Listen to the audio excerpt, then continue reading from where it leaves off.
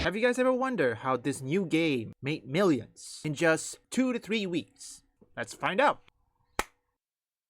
Some of you who are still new, who are planning to make your own video game development team or making a new game or anything, ask yourself this: how did this new game, with just only a month old, manage to garner tons of support? What I mean is, the game is called Black Myth Wukong.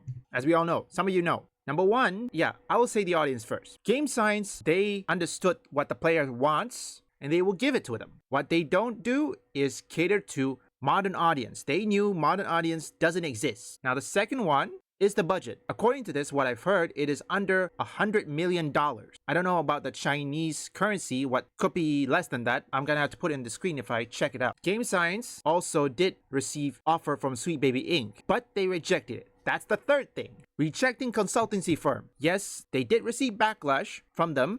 It was worth the risk. Here, let me show you. Take a look what happened. Black Myth Wukong took the world by storm. They sold 10 million copies in 3 days. 3 days. Now, here's what it says. Okay, this is something you don't need to know. We'll skip a bit. Here, see? But despite the criticism, has not put the brakes on the sales, with 18 million copies sold since August 20th. Wow. I think it's probably more than that. Now, according to online magazine that covers video game industry, Wukong sales compare with other games that has similar blockbuster release in recent years. The Legend of Zelda, released in May 2023, Pokemon Scarlet and Violet, November 2022, have both sold 10 million copies in 3 days. That's correct. Now, we all know about the controversy, we don't need to do. Here it is. Why is it so popular? In 2020, they made a 13-minute pre-alpha trailer which eventually garnered 2 million views and 10 million views on Chinese streaming site Bilibili, which I'm gonna have to check on that one. Within 4 years of the anticipation of its release, expectations were high. That is true. People were rallying behind it. Now,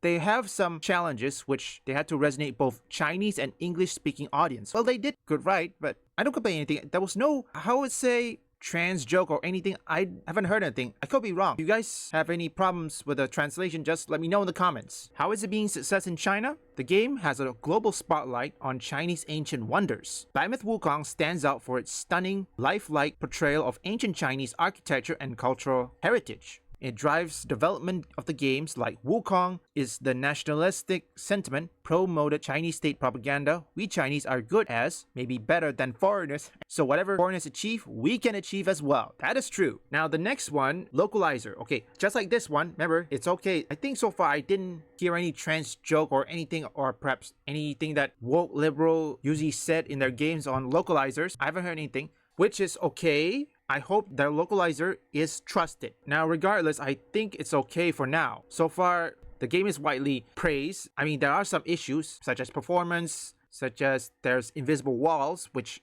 I think something cannot be undone. I still have a performance issues, but I think okay when I lower the settings. One reason is because they have de novo DRM, if you don't know. But I don't know how long. I think it's still there. I just had to, you know what? Let me check if it's still there. Do they still have de novo? Yeah, they still have de novo. They still have de novo, which I don't know, normally takes a year, maybe a few months. It depends. I don't think they're gonna remove it. We just have to wait and see. Now, finally, if I miss anything, don't forget to list it in the comments. I think the final part is character. Okay, this is the one thing I think some Wokies won't accept. Don't say that creating characters one-to-one is an excuse, okay? Or perhaps you can't do it. That myth has been debunked because developers in China, South Korea, or Japan, they've proven that otherwise. I can give you a picture of the character models right on the screen to show you that it's been debunked. One of the reasons is because they don't want to offend the trans community, which I think the trans community, in this case, they wanted characters one-to-one. The one thing they don't want, or perhaps the people that don't want these kind of things, is liberal white women. They don't want it. So don't cater to these. Cater only to your core audience that loves these things. If your core audience says that they want this kind of things, want characters one-to-one,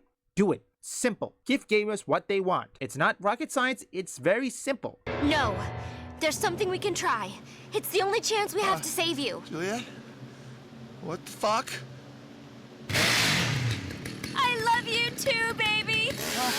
Leave a like and subscribe. And if you want any woke or anti-woke detected, you can visit my second channel up here or link in the description.